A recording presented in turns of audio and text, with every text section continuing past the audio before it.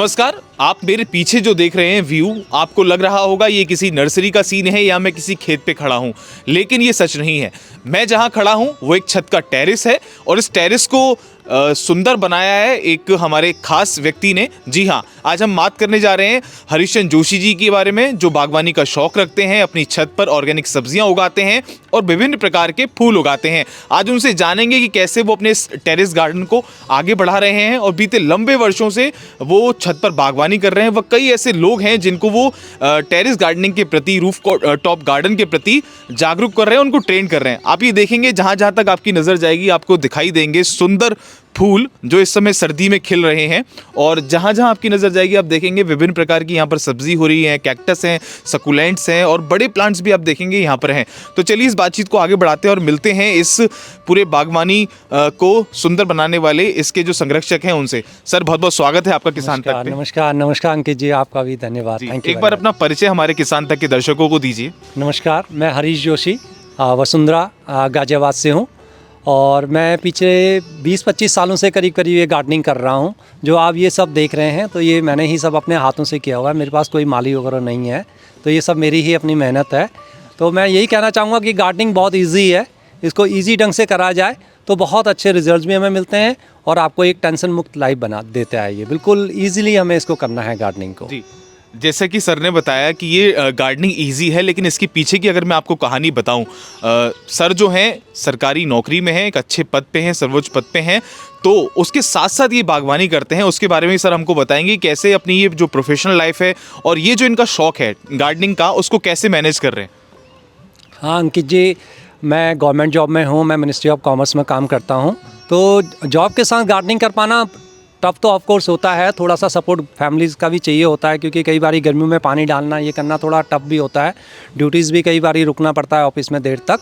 लेकिन हाँ, इतना टफ नहीं है कि हम अगर हमारे अंदर जुनून है और हम कुछ करना चाहते हैं तो हम इसको ईजिली कर पाते हैं, क्योंकि हमारे को गवर्नमेंट में सैटरडे संडेज़ में छुट्टी मिलती है और वैसे भी कुछ हॉलीडेज़ होती हैं, तो उसमें अपना 3-4 घंटे का समय मैं इसमें देता हूँ और मॉर्निंग में आधा घंटा और इवनिंग में आधा घंटा दे देता हूँ। तो बहुत है, इससे ज़्यादा कुछ इसमें बहुत ज़्यादा ज़रूरत नहीं पड़ती है और पैसा भी ज़्यादा खर्च नहीं होता है। थोड़ा बहुत कभी कभी गमले वगैरह या कुछ लाना पड़ता है, ख़रीदने पड़ते हैं, कुछ सीड्स वगैरह ख़रीदने पड़ते हैं। अदरवाइज़ सब कुछ मेरे अपने हाथ से किया हुआ है। आप देखेंगे मैं बहुत ज़्यादा वेस्ट मटेरियल को भी यूज़ करता हूँ। जी, तो आइए एक बार सिलसिलेवार तरीके से हमको बता दीजिए, जब जैसे आपका ये गार्डन स्टार्ट होता है, टेरेस गार्डन स्टार्ट होता है, तो इसमें आपने कितने सेगमेंट में इसको डिवाइड किया है, लगभग कितने प्लांट्स यहाँ पर हैं और कैसे इसको मैनेज कर पा रहे हैं आप। अंकित जी, मैंने अपने गार्डन में लगभग किचन गार्डन भी है, फ्लावरिंग का भी मेरे पास है, सकुलेंट्स भी हैं, कैक्टस भी हैं और मेरे पास एडेनियम्स भी बहुत हैं। तो मैं सब चीज़ों का मेरे को शौक़ है और ख़ास तौर पर मेरे को फ्लावर का आप जो देख रहे हैं वो तो है ही, लेकिन किचन गार्डन इसलिए रखा हुआ है कि कुछ मेरे को ऑर्गेनिक चीज़ें अपने छत से खाने के लिए मिल जाती हैं, हेल्थ के लिए भी अच्छा होता है। तो चलिए मैं दिखाता हूँ आपको स्टार्टिंग से कि हमने क्या क्या लगा रखा है और कैसे हम ये सब करते हैं। देखिए, ये मेरी गुलदाउदीज़ हैं। ये जो गुलदाउदीज़ आप देख रहे हैं ये अपने पीक टाइम से थोड़ा सा अब नीचे आ चुकी हैं, क्योंकि अब इनके फ्लावर्स आप देखेंगे हल्के हल्के पड़ने स्टार्ट हो गए हैं। तो अभी 20-25 दिन और रहेंगी, क्योंकि अभी कुछ गुलदाउदीज़ अभी बिल्कुल खिलना स्टार्ट हुई है। मैं थोड़ा सा गुलदाउदीज़ को इस प्रकार से लगाता हूँ कि कहीं पर खिल जाती हैं, कहीं पर वो स्टार्ट होती हैं और धीरे धीरे मेरे को ये लगभग जनवरी और फरवरी 10-15 तारीख तक ये पूरी गुलदाउदीज़ हमारी खिलती रहती हैं। दिसंबर से स्टार्ट हो गई थी, तो 2 महीने हमारी गुलदाउदीज़ का पूरा पीक सीज़न होता है, तभी हमारी ये गुलदाउदीज़ खिलती हैं। ये जो आप हमारा प्लांट देख रहे हैं, ये इस समय इसका पूरा डॉर्मेंसी का पीरियड चल रहा है। अंकित जी, आपने देखा होगा, आप आए थे जीने से, तो वहाँ पर कुछ मेरे एडेनियम्स के प्लांट रखे हुए हैं और इस प्रकार से मैंने इसको कवर करके रखा हुआ है। इसका रीज़न ये होता है कि इसमें इस वक्त बारिश या ओस का पानी ना गिरे, क्योंकि एडेनियम का पानी इस टाइम पर बहुत दुश्मन होता है। अगर इसमें थोड़ा सा भी ज़्यादा पानी पड़ जाए तो ये कब मर जाएगा कुछ पता ही नहीं लगता। ये मेरा लगभग 6-7 साल पुराना एडेनियम का प्लांट है और इसमें ग्राफ्टिंग की हुई है। बहुत अच्छा ये कलरफुल प्लांट्स है, गुलाब के फूल जैसे। इसमें गर्मियों में जब कोई फ्लावरिंग नहीं होती है तो एडेनियम बहुत सुंदर होता है। आप ये देख रहे हैं सीड्स भी इसके, इस वक्त सीड्स भी इसके निकल के देखिए फैल से रहे हैं। इन सीड्स को हम संभालते हैं, लेकिन ये इनकी क्वालिटी इस वक्त अच्छी नहीं होगी। ये देख रहे हैं आप, थोड़ा सा हल्का बिल्कुल, क्योंकि ये पहले बनने से ज़्यादा पहले ही अपना सीड्स ख़राब हो चुका है, तो इन सीड्स को हम नहीं रखते हैं। इसी प्रकार से इसमें मतलब सीड्स से हम ग्रो करते रहते हैं अपनी गार्डनिंग में। जो आप ये गुलदाउदी देख रही हैं, आप विश्वास नहीं करेंगे, ये मेरे पास 20-25 सालों से है। मीन्स कहने का ये है कि मैं इन्हीं की कटिंग लगाता हूँ, इन्हीं को करता हूँ और नई वैरायटी कोई मिलती है तो उनको ले आता हूँ बाजार से, बहुत कम खरीदता हूँ। बीज को आप संरक्षित करके अपने पास बीज नहीं है, इसकी कटिंग होती है। जैसे मैं आपको ये बताऊँ, दिखाऊँ, जैसे गुलाब की कटिंग लगाते हैं हम लोग। हाँ जी हाँ, देखिए ये हो रहा है ना, ये गुलदाउदी। अब ये जब ये जब गुलदाउदी ख़त्म हो जाएगी तो इसको मैं यहाँ से काट दूंगा, इधर से काट दूंगा, इधर से काट दूंगा। आप देख रहे हैं नीचे स्टार्ट, ये सब नया स्टार्ट हो चुका है और फूट रहा है। तो इसमें थोड़ा सा गोबर की खाद डालते हुए या कोई भी खाद जो मेरे पास है अवेलेबल, उसको डालते हुए इसको मैं अगले सीज़न के लिए रख लूँगा। अगर हम चाहें तो ये इस प्रकार से देखिए, मैं आपको एक निकाल के दिखाता हूँ। ये इस प्रकार से भी, ये देखिए, इसको मैं एक निकाल के इसको भी हल्की सी कटिंग लगा दूंगा इस टाइम पर, या इसको जड़ के साथ भी, तो ये प्लांट अगले साल के लिए तैयार हो जाएगा। गुलदाउदी डहलियास में हमेशा कोशिश करें कि आप नया प्लांट तैयार करें। सीड से बहुत कम ग्रो हो पाता है और सीड्स मैंने आज तक कभी प्रिजर्व नहीं किए। ये थोड़ा सा इनको मुश्किल होता है गर्मियों में जब हीट बहुत ज़्यादा होती है, लेकिन इतना मुश्किल नहीं है। कि मैं क्या करता हूँ कि बड़े प्लांट्स के साथ इन छोटे छोटे प्लांट्स को रख देता हूँ, तो वो गर्मी को सहन कर लेते हैं और ईजिली हो जाते हैं। बहुत सुंदर। आइए चलिए और आगे बात करते हैं। ये क्या चीज़ है, इसके बारे में कुछ बताइए। हाँ, अंकित जी, मैं रात को, जैसे कि मैंने बताया मेरा जॉब है, तो मैं जब अपने गार्डन में आता हूँ तो मेरे को बहुत शौक है। आप देखेंगे मैंने लाइटिंग भी बहुत लगा रखी है अपनी छत पर। ये लाइटिंग देने का ये सौर ऊर्जा का है, तो मैंने ये लगा रखा है। तो ये बहुत अच्छा खूबसूरत सा लगता है दोनों साइडों से। और मेरी पूरी छत, जब मैं रात को आता हूँ तो पूरा दिन जैसा माहौल होता है यहाँ पर, तो तभी मैं गार्डनिंग भी कर पाता हूँ। हालांकि उस टाइम पर मैं वो काम नहीं करता, लेकिन उस टाइम पर अपने प्लांट्स को देखता हूँ कि इनकी रिक्वायरमेंट क्या है। अगले दिन आके आधे घंटे में फिर पानी देना या कहीं कुछ होता है तो उसको ठीक कर लेता हूँ। बहुत सुंदर। आइए चलिए आगे बढ़ते हैं और देखते हैं। ये सब गुलदाउदीज हैं जो आप देख रहे हैं। तो लगभग वैरायटी है या इसमें, ये लगभग कितने गमले आपके पास हैं? गुलदाउदी के इस वक्त मेरे पास करीब करीब 100 के आसपास में है और 20 के करीब मेरे पास वैरायटीज़ हैं जो आप देख रहे हैं अलग अलग हैं। ये हमारा फुटबॉल वैरायटी कहलाती है। बड़े बड़े फ्लावर्स आते हैं, इसके बड़े बड़े फ्लावर्स और थे वो ख़त्म हो गए अब इसके साइड से आ गए हैं। इनमें हम चाहें तो एक फ्लावर और नहीं तो मल्टी फ्लावर में ऐसे आता है। ये जो आप देख रहे हैं ये बिल्कुल ख़त्म हो चुके हैं। आप देखिए ये काफ़ी बड़ा साइज़ इसमें आता है। तो इसी प्रकार से अलग अलग वैरायटीज़ हैं, कुछ अभी खिल रही हैं, कुछ अब लगभग ख़त्म हो चुकी हैं। अब गुलदाउदीज़ के बाद जो अब अगला सीज़न मेरा स्टार्ट होगा वो मेरा डहलियास का होगा। डहलियास के भी मैंने 20-25 प्लांट अपने आप तैयार किए हुए हैं। एक दो प्लांट में कई बार अच्छी वैरायटी के लिए नर्सरी से भी ले आता हूँ। जी। और आगे अगर बात करें और क्या क्या चीज़ें आपने रख रखी हैं आगे? तो ये तो फ्लावर्स की बात थी। अगर आप ये देखेंगे तो ये हमारी अपनी घर की ओनियन है, ये मैंने लगाई हुई है, देखिए बीज से उगा के। ये प्याज है, हरी प्याज है जिसको हम खाते हैं। और ये हमारी पहाड़ी में लाई बोलते हैं इसको। इसकी सब्ज़ी बहुत टेस्टी होती है। अंकित जी, आप भी जानते हैं कि हरा साग कोई भी हो, किसी रूप में भी हो, हेल्थ के लिए अच्छा होता है। तो ये भी हम करीब करीब 20-25 सालों से अपने छत पर हमेशा लगाते हैं। सर्दियों में 2-3 महीने हमें ये साग खाने को मिल जाता है। ये देखिए, साथ में आप देखेंगे कि मेरी अब गोभी भी होने लगी है। और जैसे मैंने बताया कि मैं अपना वेस्ट मटेरियल लगाता हूँ। ये देखिए, ये टैंकियाँ जो मेरे को सोसाइटी में किसी की थी, अच्छा, इस प्रकार से काट के मैंने लगा रखा है, वो भी टैंकी के अंदर है। यानी आपने वेस्ट मटेरियल को भी अच्छे से प्रयोग में लिया है? जी हाँ, वो आप देखेंगे उधर वाइट सिंक जो देख रहे हैं, वो पहले जब मैं सरकारी में था वहाँ पर सब जब चेंज हुआ था मकानों का, तो वहाँ पर ये सिंकों को हटाया जा रहा था, तोड़ा जा रहा था। तो मैंने इस प्रकार से 8-10 अपने लिए सिंक ले लिए उनसे मांग के, मेरे को फ्री के पड़े। और अब ये शायद 40-50 साल तक मेरे चलने वाले हैं, क्योंकि ये गार्डन में इनमें कोई नुकसान होने वाला नहीं है। बहुत ही हैवी भी हैं। यहाँ पर भी देख रहे हैं आपने, यहाँ भी कुछ कुछ ऐसी प्रयोग किया है। हाँ, ये थर्माकोल के डब्बे हैं। इनमें थर्माकोल के मैंने पेंट करके और थोड़ा सा अंदर से कपड़ा बिछा के इनको यूज़ किया हुआ है। ये सब थर्माकोल के हैं। ये आप देख रहे हैं जो मूली है, देखिए पहाड़ी, और अब ये मूली हमारी ग्रो हो रही है धीरे धीरे। तो ये मूली हो गई और ये सब हो गया, पालक हो गया। ये पालक बिल्कुल आप देख रहे हैं, जो कल ही हमने शायद काटा है। बहुत अच्छे अच्छे पत्ते इसके। और ये क्या है? ये चाइना ऑरेंज है। ये अच्छा, देखने में भी अच्छा लगता है, बहुत खट्टा होता है, लेकिन चटनी में और अचार इसका डलता है तो खूबसूरत भी आपके छत में लगता है। पीछे अनार का पेड़ है, मैंने इसकी कटिंग कर रखी थी। अब ये सीज़न में अब ये देखेंगे तो अनार आएंगे इसमें। और बाकी ये थोड़ा सा फ्लावर्स के प्लांट है। और आप सामने देखेंगे तो ये मिर्ची का पेड़ है, जिसमें अब मिर्ची लगभग ख़त्म होने को आ रही है। जी, ये देखिए, ये छोटी छोटी मिर्चें ये लगभग खत्म होने के बाद ये प्लांट हटा दूंगा मैं। जी, ये देखिए, ये गोल मिर्च है लेकिन बहुत तेज होती है। गोल मिर्च भी आती है? हाँ, गोल मिर्च भी आती है। मेरे पास 7-8 वैरायटीज़ है मिर्च की। तो ये देखेंगे तो अब लगभग सीजन खत्म हो गया, क्योंकि इस समय ठंड, पाला बहुत ज़्यादा है। इतने सारे पाल इसमें हम बचा नहीं सकते हैं। आप देखेंगे दूसरी भी मिर्चें मेरी लगी हुई, देखिए जी, प्लांट लगभग खत्म हो चुका है। हाँ, ये देखिए, ये मिर्चें मेरी इसमें लगी हुई है। अब क्या होगा ना, इस फरवरी में जब गर्माहट आएगी तो मैं इसके हल्की हल्की प्रूनिंग कर दूंगा, इसमें खाद डाल दूंगा, तो यही प्लांट मेरा फिर अच्छा हो जाएगा। और फिर से इसमें मिर्चें मेरे को मार्च अप्रैल से मिलने लगेंगी, जैसे ही गर्मी आएगी। जी, हम ये जानना चाहेंगे कि टेरेस गार्डनिंग हम करते हैं, किचन गार्डनिंग करते हैं, रूफटॉप गार्डन बनाते हैं हम लोग, तो किन किन परेशानियों का हमको सामना करना पड़ता है? क्योंकि अक्सर हमारे सामने ये शिकायत आती है, लोग कहते हैं कि अगर हम छत पे बागवानी करने की कोशिश करते हैं तो सीलन की दिक्कत आती है।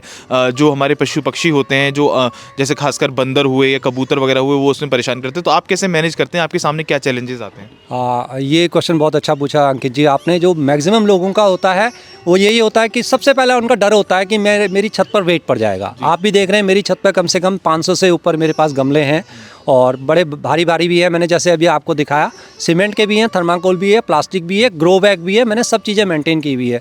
लेकिन अगर आप इनको, जैसे मैं इतने सालों से अपने वहाँ कर रहा हूँ, तो मेरे को ये सब प्रॉब्लम नहीं आई, क्योंकि मैंने अपने आप देख रहे हैं। सबसे पहले तो आप अगर छत पर गार्डनिंग कर रहे हैं तो आप कोशिश कीजिए कि आप उसको उठा के रखें। आप देखिए पीछे देखेंगे तो मेरे जितने भी कंटेनर्स होंगे सब आपको उठे हुए मिलेंगे।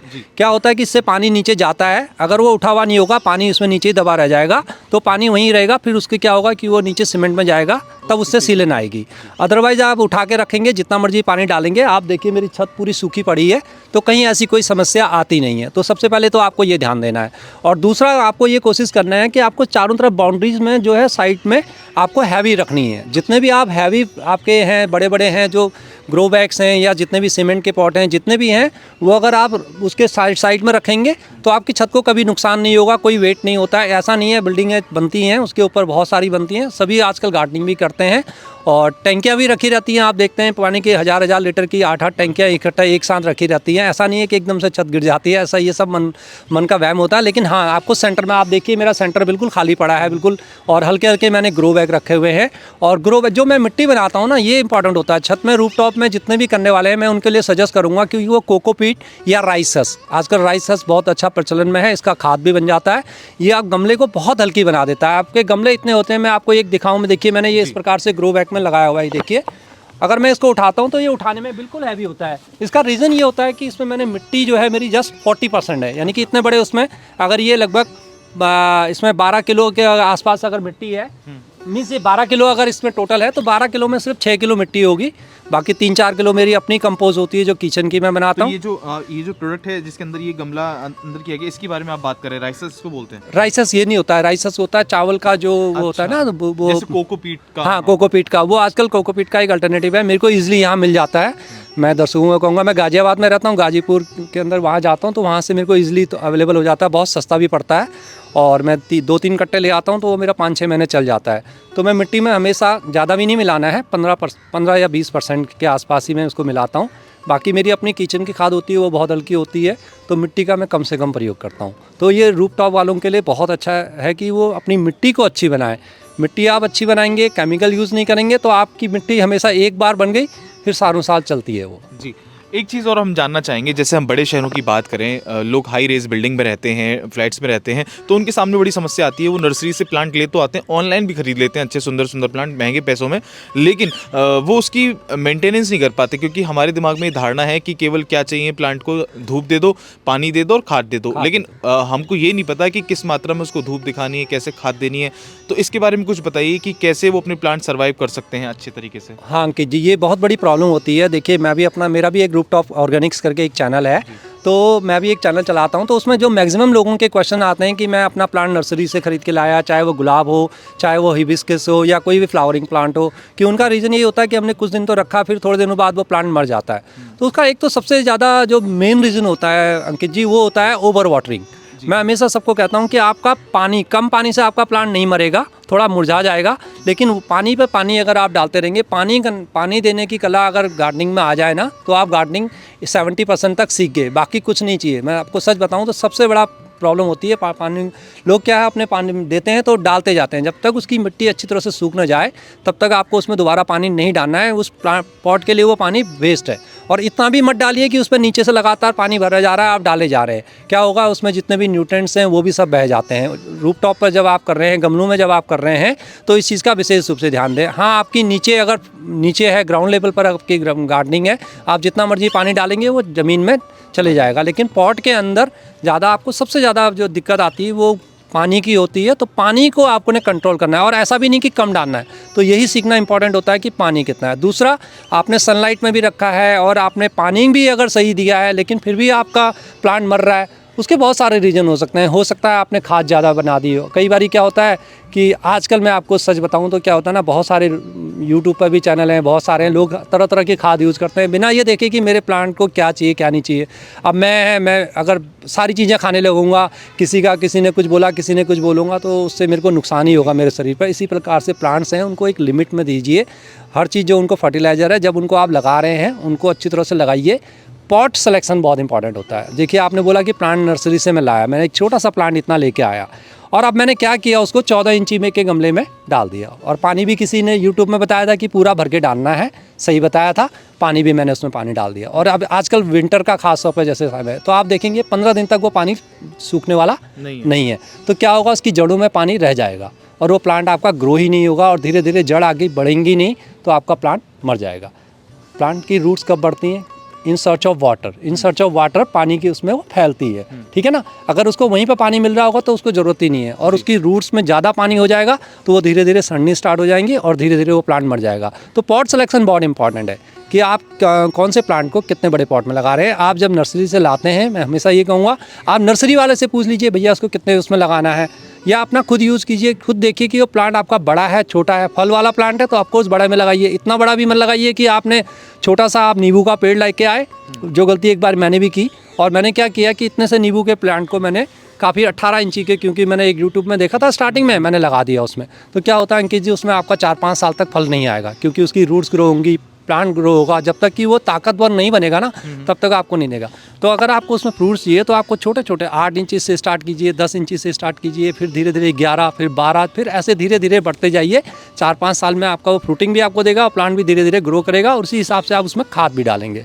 तो pot selection one of the reason होता है कि आपके प्लांट्स मर जाते हैं, ये बहुत इंपॉर्टेंट है जी। अच्छा, पॉट्स की बात आपने करी, तो क्या जैसे आजकल क्या है, हम बचपन में देखते थे मिट्टी वाले गमले चलते थे, जो मिट्टी से बनते थे, हाथ से कुम्हार जो बनाते थे वो वाले गमले चलते थे। लेकिन हमने देखा कि आजकल सेरेमिक के पॉट्स आ रहे हैं, प्लास्टिक पॉट्स मार्केट में अवेलेबल हैं, ब्लैक से लेके कलरफुल प्लास्टिक के फाइबर पॉट्स आ चुके हैं, ग्रो बैग्स आ रहे हैं। तो आपको क्या लगता है, आपके अनुभव के अनुसार कौन से गमले सही हैं?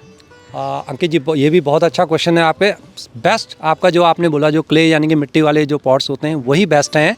लेकिन दिक्कत उनके साथ क्या आती है, जैसे आपने बताया स्टार्टिंग में क्या क्या वो आती हैं, तो सबसे ज़्यादा दिक्कत आती है बंदरों की।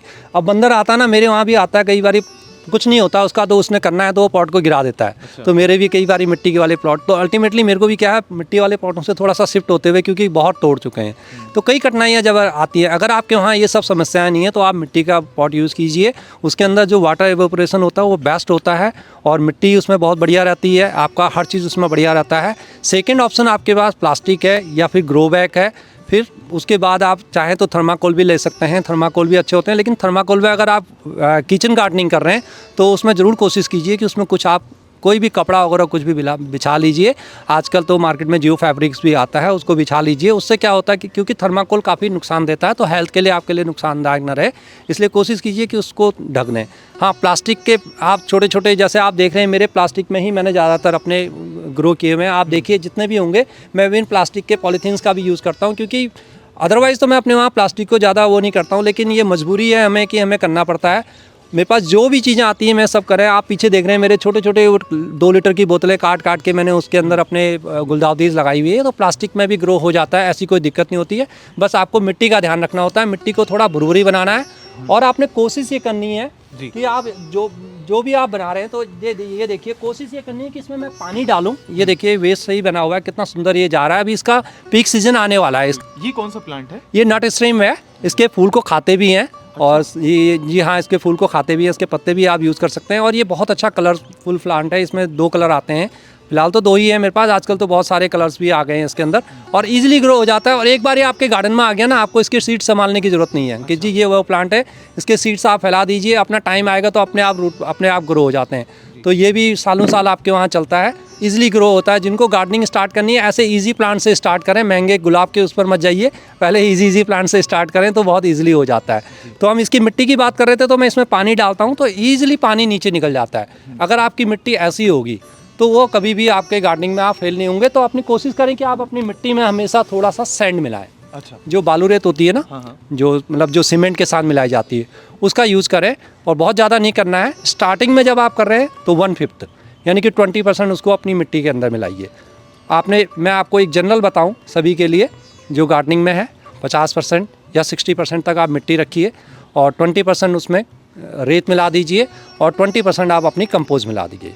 तो वो आपकी मिट्टी बहुत अच्छी हो जाएगी। धीरे धीरे उसमें कंपोस्ट की मात्रा आप बढ़ाते जाएंगे, और फिर आपको बार बार उसमें सैंड की मात्रा बढ़ाने की आवश्यकता नहीं है।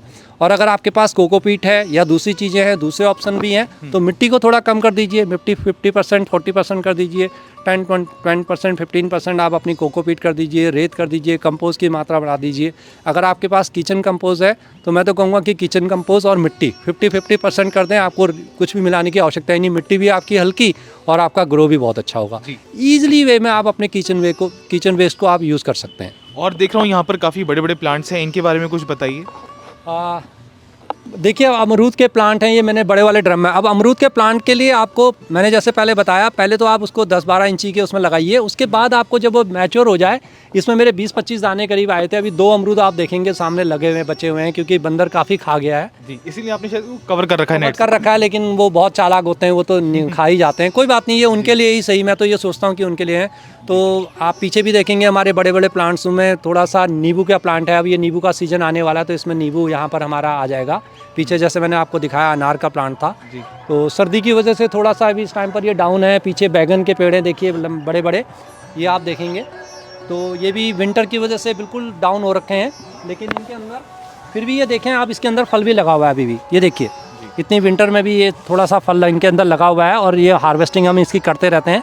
तो अगर आप गार्डनिंग करते हैं और आपकी मिट्टी अच्छी है ना, तो आपको कुछ नहीं होने वाला। आप ज़्यादा ओवर वाटरिंग नहीं करेंगे तो आपके प्लांट कभी नहीं मरेंगे, और थोड़ा सा स्टार्टिंग में मरते भी हैं, तो आप सीखिए ना, उसको करिए, आप धीरे धीरे सीखते जाएंगे, एक्सपीरियंस के साथ आप सीखते जाएंगे, तो आपको बहुत अच्छे रिजल्ट मिलते हैं।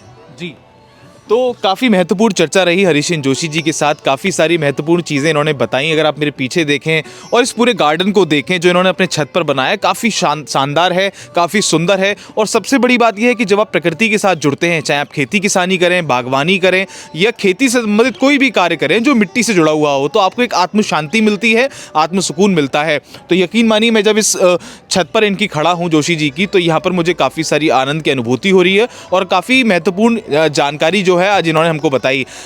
ऐसी तमाम खबरों के लिए आप हमारे साथ जुड़े रह सकते हैं। अगर आपको भी गार्डनिंग से संबंधित कोई भी जानकारी चाहिए तो हरीशन जोशी जी के साथ हम और भी वीडियोस बनाएंगे। और अगर आपको कोई भी जानकारी चाहिए तो नीचे कमेंट बॉक्स में, डिस्क्रिप्शन में भी आप डिटेल हमको दे सकते हैं। इनका अपना खुद का सोशल मीडिया है, प्लेटफॉर्म है, जिसका इन्होंने जिक्र भी किया था, रूफटॉप ऑर्गेनिक्स के नाम से। आप उसमें भी जाके अपनी क्वेरीज पूछ सकते हैं और इनके गार्डन की जो भी जानकारी आप इनसे ले सकते हैं। ऐसी तमाम खबरों के लिए आप हमारे साथ जुड़े रहें, देखते रहें किसान तक। धन्यवाद। अगर ये वीडियो आपको पसंद आया है तो इसे लाइक जरूर करें। अगर चैनल अभी तक सब्सक्राइब नहीं किया है तो कर लें, और नोटिफिकेशन पाने के लिए बेल आइकन भी दबा दें।